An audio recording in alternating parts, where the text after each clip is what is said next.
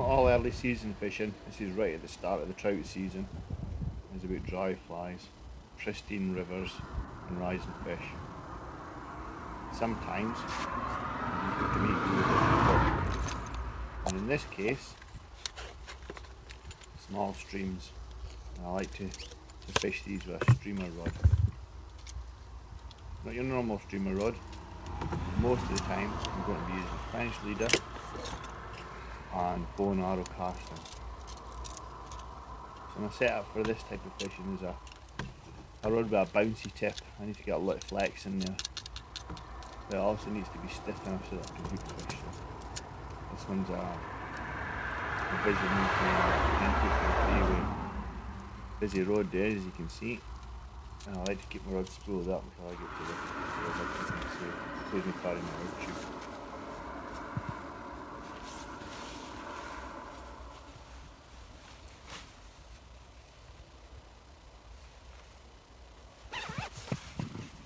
Early seasons are getting wrapped up nice and warm.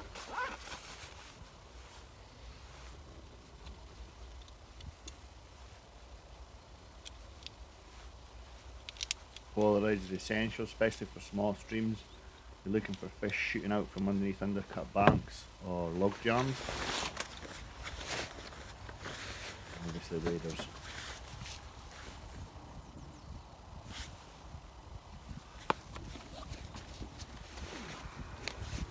Best fisherman's footwear out there, Crocs.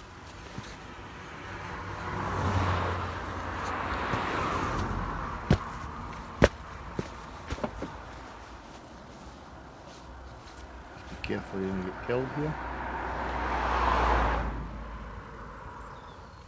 And away to the river. And I've got a long walk ahead of me.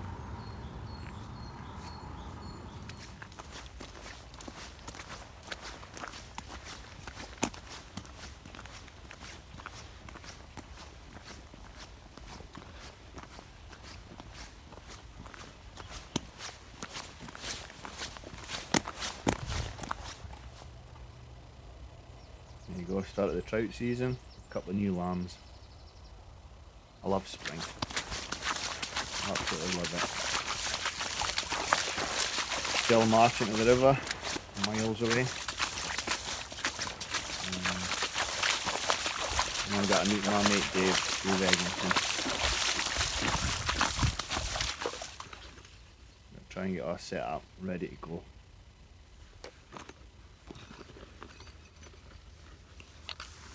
Don't carry a waistcoat, and you can see the bag's a waterproof bag. It's also got that hard finish because I'm going through lots of hawthorns and branches and rubble and thistles and everything. Brutal, absolutely brutal fishing, which you'll see.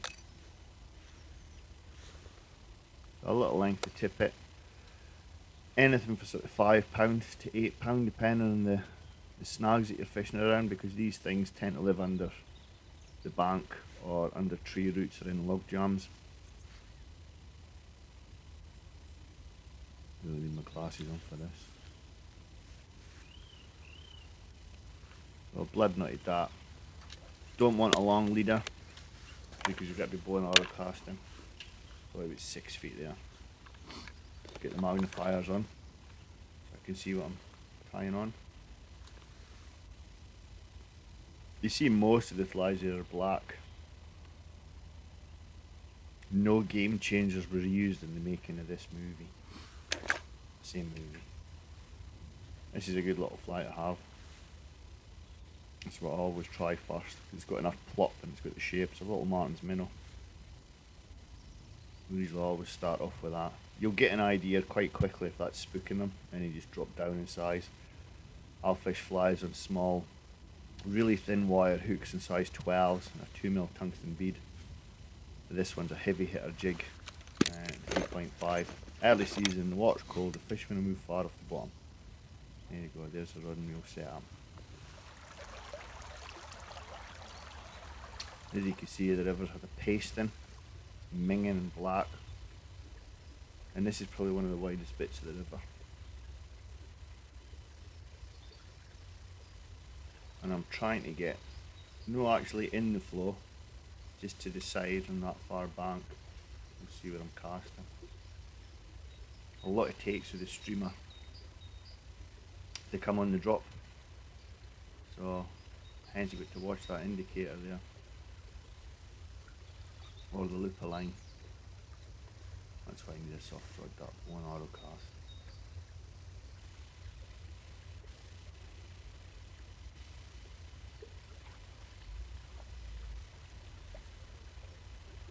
I sneaked into this pool before Dave showed up actually.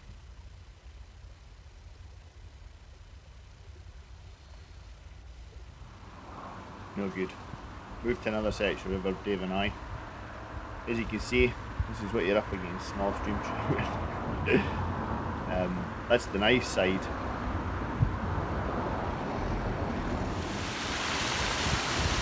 There's the horrible side. A little bit low, which is fine. See how small it is. Just dumping down to everybody's cat, beer cans, water. Tiny little stream. One auto casting into a hole. Yep. Yeah.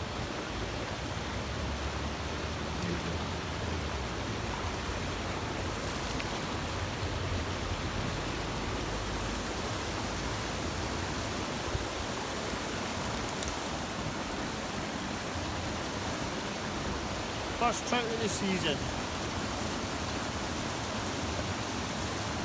That's on my little Clark fly I use all the time. You see here's a massive log jam. We fished the front of it and Dave's got a fish in behind it now. You see what I mean by all the rubbish around your rods. You need to make sure your stuff's up to the job. Deserves two. Dave's using a tock rod, well, not a fly rod, a tock rod, which they use on the continents. It's 13 feet. There's a huge advantage over Go on then, Dave, everybody you else. get them with your extending it. He's also got a massive extending Want net. some help? Great for the high banks. That's why you need a 13-foot rod. Well, it's only a tiddle. 13-foot rod. However this size will take. It's the tiddler. We want the pounders, but Go on and put a bar in. We were a bit early for the big fish, but that one's a good one. So I've got a fish here and I literally can't land it. You do get into the habit of breaking your rod down, taking the top two sections off the land fish, which is what I normally do, but luckily Dave was extending out was here.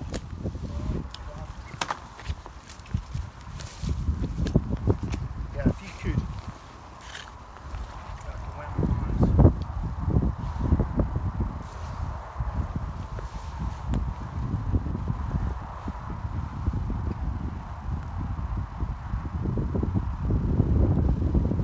Stunning fish. Stunning. Wild brownies. And an absolute tip of a venue. It's a bit too fast and shallow here, but it's always worth a try. All these areas are worth a try. Anyway, you can get in with a bit of depth. And at the end of that pool, just round the corner, they've had this beauty.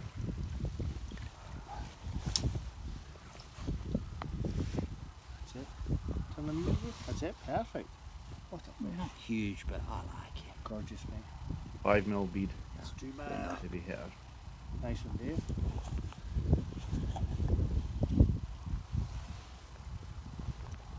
Boom. And then on the next bend, I got one. I had to break my rod down to land this one.